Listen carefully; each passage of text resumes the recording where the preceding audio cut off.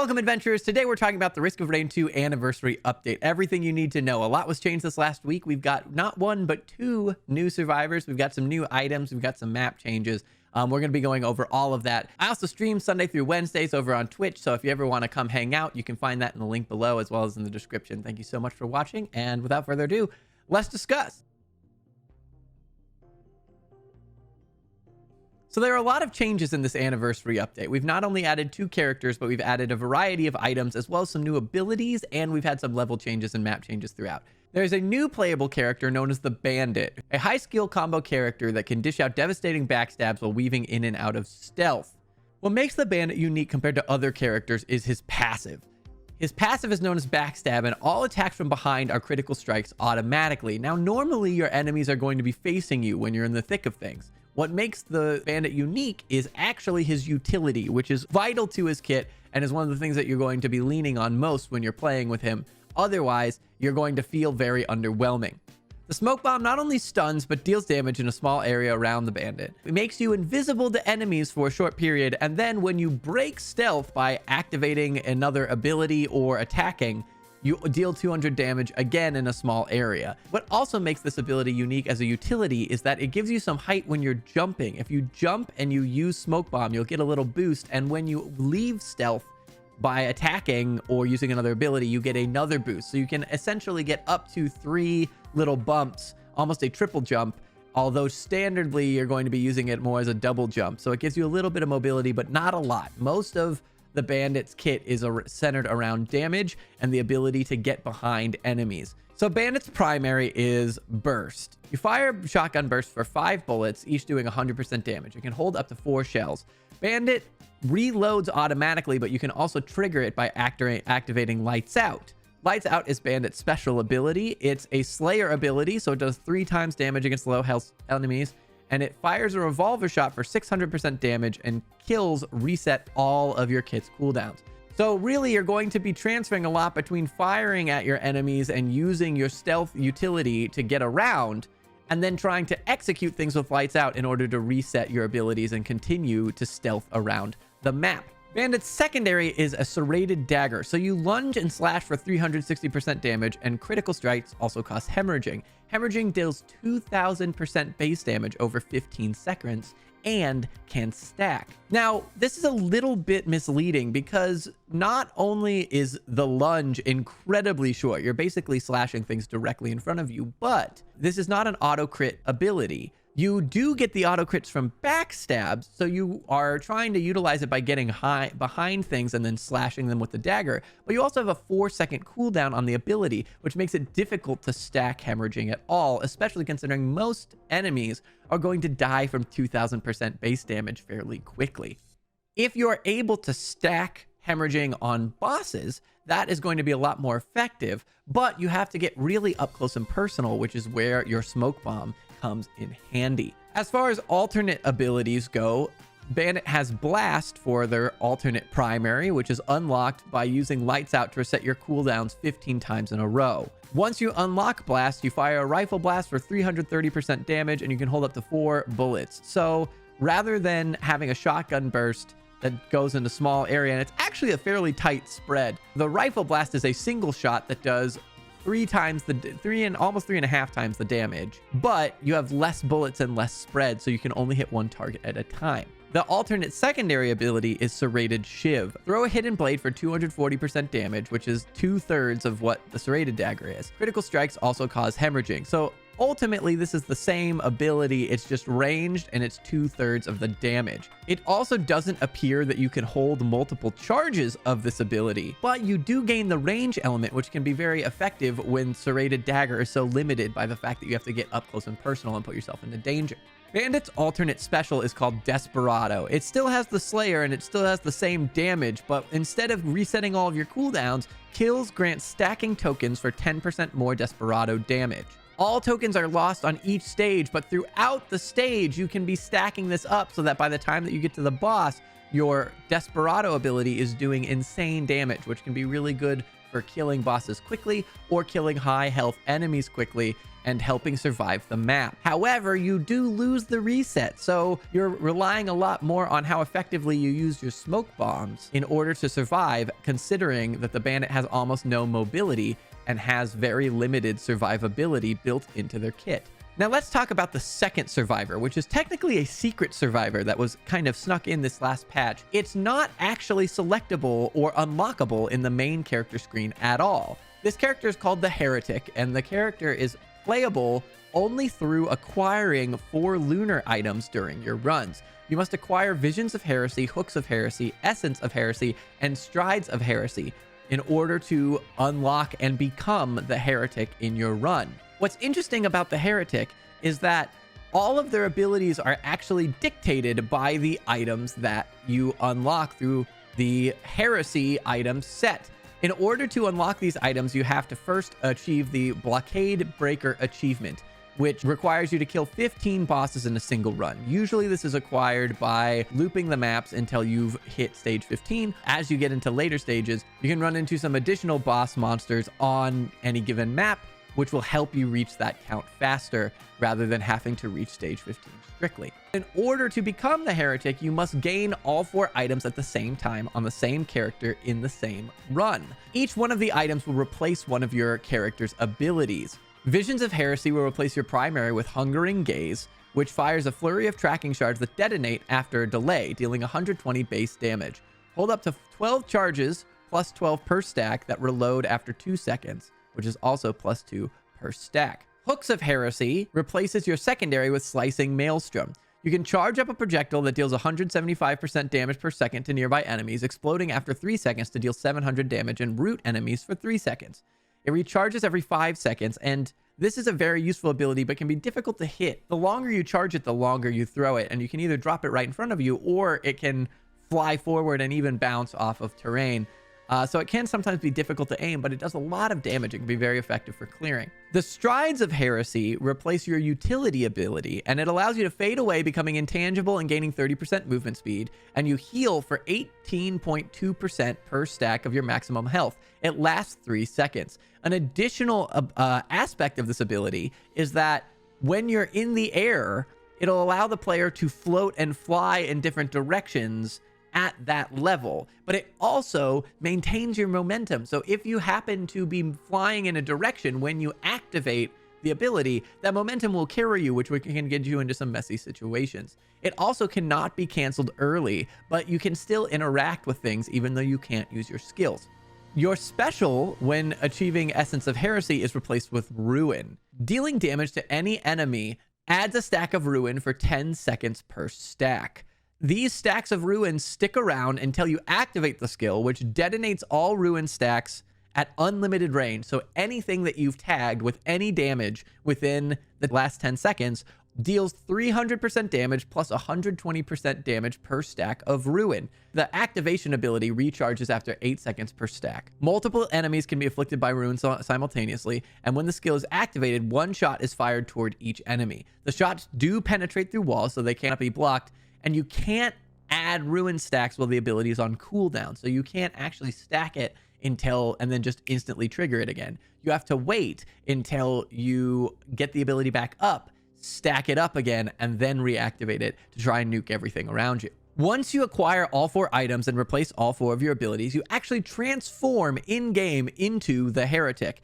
And the Heretic is a very unique survivor. Not only do they, by default, have a triple jump, but their health regen is actually negative, so you're losing health as you're playing. This is where your utility comes in handy. You have to use your utility wisely in order to keep your health up, whereas you're dishing out a ton of damage and you have a lot of mobility with your triple jump by default to balance it out. One way that we found that really helps mitigate the negative health regen is by having shields or having barriers stacked on top of your health bar to help mitigate your loss of health early on and allow you easier management of your health in sticky situations. Due to the fact that the health loss is caused by negative health regen multipliers such as Spinel Tonic will actually cause you to die faster. So you have to be very careful when you're playing the Heretic not to get in a situation where you have upped your health regen, and by doing so, actually upped the damage to yourself as you're playing. As far as other survivor changes go, most of the changes were fairly minor. Commando had some slight tuning done to his double tap and tactical dive, although his phase round was changed so that rather than passing through terrain, it now deals 40% more damage every time it passes through an enemy.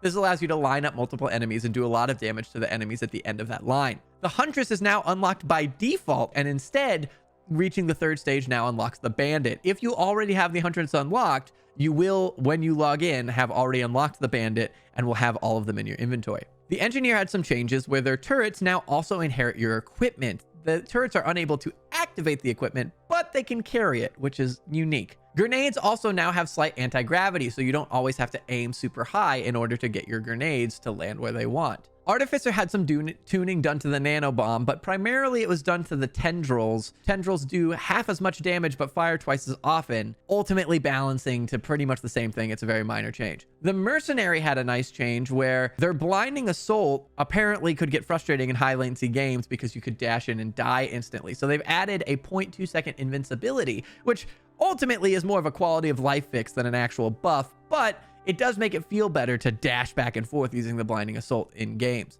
So let's talk items, as there have been a lot of new items introduced in this patch. As we discussed, Hooks and Heresy and Essence of Heresy were both added in order to reach the Heretic and to replace different skills in your kit. However, another item was added called Empathy Cores, which is a boss item from the Soulless Control unit that can drop and replace a green level item. Every 30 seconds, summon 2 Soulless Probes that gain 100% per stack damage per ally on your team. So this is really great if you're playing multiplayer. Every ally, I believe it also counts bots. The greater army at your disposal, the more damage that these Empathy Cores are going to do, which is going to be great if you have the backup equipment to call drones, if you have a Beetle Guard that you have picked up from a Beetle Queen. If you're playing Captain and you have microbots, basically anything that gives you additional allies is going to power up the soulless units that you gain from your Empathy Cores. Another item that was introduced is a Charged Perforator. This gives you 10% chance on hit to down a lightning strike, dealing 500% damage per stack. This is another boss rarity item that you can earn from defeating the Overloading Worm. So this is something that you're not going to get until later stages if you're looping or if you stack some challenges in the mountain and are able to get an Overloading Worm on one of your teleporter events. Another boss item that was added is called the Planula, and this was added from a new boss, which we will go over shortly, called the Grandparent. The Planula heals from incoming damage for 15 per stack, and it's flat healing when attacked. So anytime that you are attacked, you receive flat healing. This can be very useful for survivors who don't have healing built into their kit, or if you haven't been able to find any significant health items along the way and you've been able to get some damage reduction, this can be very helpful to keep you alive. Raw meat also received a little bit of a makeover. Now it is known as the Bison Steak. Instead of giving you health regen, it now increases your maximum health by 25 per stack. There are a lot of other item changes that were added in this patch. For example, Bustling Fungus now heals at a higher tick rate. Energy Drink has a more even speed boost in order to be more in line with Goat Hoof. Focus Crystal was giving you more damage per stack and more damage by default, and it shows you a radius. The Crowbar does more damage and more damage per stack, and they've done a little bit of a tune-up on its visual effects. This should make the Crowbar more effective as an item overall. Gasoline also does base damage on detonation, which is awesome and a huge buff to Gasoline. Stun Grenade had some visual effects. Bleed chance on the Tri-Tiff Dagger was nerfed. Bleed, when stacked, became incredibly strong. Therefore, they're trying to make it more difficult to stack, but keeping the bleed power the same overall. The Lepton Daisy, which releases a healing field on teleporter events, now activates in all holdout zones, which includes things like the Void Fields. Old War Stealth Kit now has a threshold when you're falling to low health rather than just having a chance when hurt. And the stealth duration has been increased, but they've added a cooldown so that it doesn't trigger as often. Radar Scanner now details what type of interactable is in each location. The Frost Relic now adds an Ice Slow debuff and has a softer visual. Focus Convergence, like the Lepton Daisy, now activates in all holdout zones like Void Fields. Halcyon Sieve received a slight buff, which allowed Aurelia Knight to focus larger and more threatening monsters for a greater period of time. And Mired Urn, this might be one of the best changes in the entire item list. Mired Urn no longer is capable of targeting and healing from allies.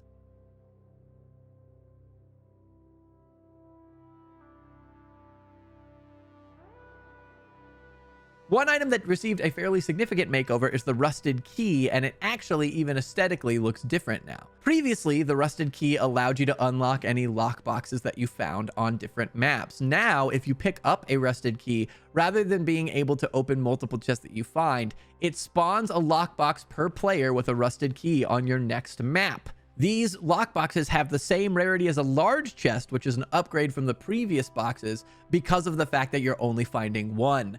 When you open the lockbox, it does consume the Rusted Key and trades it for the item of the increased rarity. Overall, you are receiving less items now with the new Rusted Key, but the item that you receive is going to be better, and therefore they're able to balance it more appropriately. So let's talk abilities. There have been 5 abilities added to the game in this update. The first is Focused Assault, which is a mercenary ability and is the alternate to the mercenary's utility ability. Similarly to Blinding Assault, it's a dash that stuns, but it deals 700 damage and it exposes enemies after 1 second. You unlock Focused Assault by completing the Flash of Blades challenge, where you use 20 abilities in 10 seconds. So this gives you another way to proc the cooldown of your primary on additional targets through your dashes, but you do not gain the additional dashes, which can change the mobility of the mercenary when in fight. The next ability is for Multi and is an alternate to his special. You enter a heavy stance, equipping both your primary attacks at once. Gain 200% armor, but lose 60% movement speed. So essentially, you're turning into a slow-moving, more tank-like structure, where you are able to utilize both your nail gun and your rebar puncher, but you're significantly slowed down and you have more armor in doing so. You unlock this by completing the Void Fields on Stage 7 or later as Multi. The next ability is called Directive Harvest and is the alternate special for Rex. You fire a bolt that deals 330% damage and injects an enemy. On death, you drop multiple healing fruits that heal for 25% HP. So this is an ability that, unlike Rex's other abilities, doesn't cost any health at all. It does more damage than his initial special, and it injects everyone in the area of effect rather than rooting them. The mark lasts 10 seconds before expiring, so anything that you kill within 10 seconds of the ability activating drops the healing fruits, and they each heal for 25% HP, which can be fairly significant when you're fighting a large group of adds or you're trying to survive during a major boss fight and you have a variety of enemies to choose from. It spawns 2 to 8 fruits, which scales with the enemy max HP when the marked target is killed. So the higher the HP of the enemy, the more fruits spawn, but the minimum that you can spawn is 2, which means if you fire this into a large crowd and you manage to hit multiple of them, you're going to be dropping a variety of fruits, all of which heal the same amount, which can be incredibly useful in a tight squeeze. The next ability added is called Thunder Slam, and this is an ability for the loader. It's a stunning ability that slams your fists down, dealing 2000% damage on impact in a small area. This replaces the Pylon ability, so it does remove a little bit of the mobility built in to the loader, but you still have access to their swinging grapple. I have found this to be an incredibly useful ability myself. It also allows you to drop very quickly from heights if you're above something. You can actually slam down on top of flying enemies as well, which allows you to do damage in an area around them to try and clear multiple flying enemies at the same time. This ability is unlocked through the Thunderdome challenge, which is where you kill 3 loaders in Bulwark's Ambry. The easiest way to do this is to activate the artifact code for the Vengeance challenge that will take you to the Bulwark Ambry. You will have to face multiple effigies of yourself, and when you defeat all of them and complete the challenge, you will not only unlock the Vengeance artifact, but you will also unlock the Thunderdome challenge and the Thunder Slam ability for loader. The last ability added is the OGM-72 Diablo Strike for the Captain. It is an alternate utility ability that replaces Orbital Probe. It is stunning and is a kinetic strike from the US Safe Travels, similar to the Orbital Probe, but instead of doing 1000% damage, it does 40,000% damage to all characters, including allies. What's difficult about this ability is that it takes 20 seconds to land, so you have to be very accurate in where you're predicting it to cast, and you have to make sure that you don't accidentally enter the area. It also has a 40-second cooldown, which is fairly significant but 40,000% damage is a huge chunk of damage and is a huge threat if you do manage to hit it. You unlock this ability by completing the Smush challenge, which is where you kill the final boss using a supply beacon. Also fairly difficult to unlock, but if you're going to wait 20 seconds to drop a hyper beam from space, it makes sense that you should be able to kill a final boss with a supply beacon. One quality of life update that's been added to the game is that the shop in the Bazaar of Time has a Lunar shop refresher. You can replace any unbought Lunar items in the shop by re-rolling at the cost of a Lunar coin. You can continue to re-roll, but the cost doubles each time you do it. So it goes from 1 to 2 to 4 to 8, 16, etc. each time that you refresh the items that you have not purchased. So let's talk about new enemies. There's a new boss added to the game known as the Grandparent. The Grandparent is only available on the Sky Meadow and is one of the bosses that can appear during the teleporter event. The Grandparent has 3 abilities, the first of which is throwing a rock, the second of which is throwing a black hole which pulls you towards it and can potentially put you in a dangerous situation or drop you off into a bottomless pit. And the last is supernova, where at 50% health and below, the Grandparent creates a large sphere resembling a star above its head. Any entity caught in its large AoE that do not have direct cover between them and the star receives stacking damage debuffs that quickly drain health. Last but not least, let's talk about the final stage of Risk of Rain 2, the Moon level. According to the patch notes, the final stage has been redone entirely with unique objectives and a new large area to play in.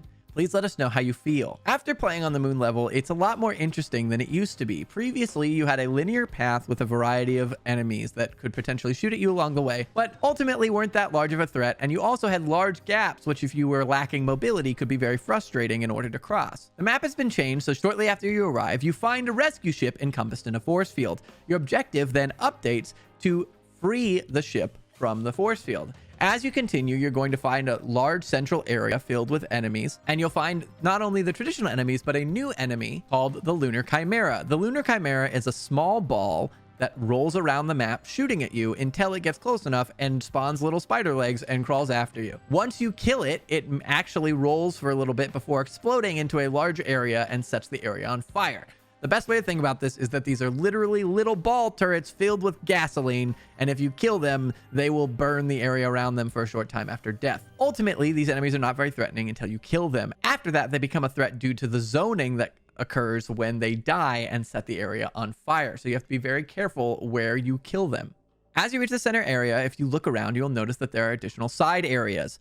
Some of these areas will have sky beams that you can see from the center. If you follow these sky beams, you will find one of 4 pillars, either a pillar of mass, a pillar of design, a pillar of soul, or a pillar of blood. There will be 4 sky beams that you have to find, and you have to activate all 4 sky beam pillars and complete the little zone challenge that comes with it in order to activate the boost to reach Mithrix and start the final boss battle. Each pillar challenge is different. The pillar of mass takes 60 seconds to charge, but spawns additional enemies. Pillars of Design take 30 seconds to charge, but will release shockwaves during the process, pushing the player away and inflicting them with a cripple status, which lowers your armor and your movement speed. You have to continue to fight your way back into the zone in order to let the pillar continue to progress. Pillars of Soul also take 30 seconds to charge, and their charging zone will get smaller over time. However, if you leave the charging zone at any time, the pillar's charge rapidly decreases. Once you re-enter, it will continue from where it has reached. Pillars of Blood only take 10 seconds to charge, but they will absorb the health of the player in the process. They'll drain 10% health per second for a total of 100% over the charging duration. This is a very dangerous pillar, and you have to be very careful to either have healing or being able to step out of the zone and heal back up before you allow it to drain more health from you. Once you have activated all 4 randomly selected pillars, you will find the platform and launch up to the Mithrix fight. There doesn't seem to be a whole lot different with the Mithrix fight, which isn't necessarily a bad thing as the Mithrix fight is already fairly well done. Once you do complete Mithrix, however, once you reach the ship, instead of instantly ending, a new holdout event occurs. The event requires the players to protect the ship by staying near it for 1 full minute. Lines of flames will appear, similar to the columns used by some of Mithrix's attacks. Void Reavers and Chimeras will spawn and attack the player, but they won't enter the protection zone of the rescue ship. So you have to survive in the zone. You're not actually trying to defend the ship. You're just trying to last the full minute until the ship is able to take off. Once you survive the full minute, that is when you truly have ended the Moon level. So those are all the major changes that came in the anniversary update. There were a variety of quality of life improvements and subtle changes, such as the low health threshold being upped from 20 to 25, that I highly recommend you check out on the patch notes. But these are all the major changes that you're going to see in the update if you haven't been back. A couple other things that we noticed when we were playing through that I think are quality of life updates worth noting. Projectile effects have been cleaned up so that they are less distracting when the screen can get very noisy. This will be most noticeable when using things like the disposable missile launcher, which launches a bunch of projectiles at the same time. Drones have also gained a small smoke effect. This has made drones and turrets a lot easier to locate, especially when they are submerged in water or in dirt. Lastly, lockboxes have had a visual effect added where they glow a slight orange and occasionally emit a small pulse. This makes them easier to locate as well, considering that they spawn once you hold a rusted key and hold more valuable items. That wraps up our summary of the Risk of Rain 2 anniversary update. I hope that you guys enjoyed. I hope you learned something. If you have any questions, feel free to drop them in the comments below, or you can check out the patch notes, which I've also linked in the description. Give me a like, give me a subscribe. We're a growing channel. That really, really helps. If you could do me the favor, I would greatly appreciate it. Otherwise, like I said, you can find me either here or I stream Sunday through Wednesdays on Twitch. Links are also in the description down below. See you in the next video.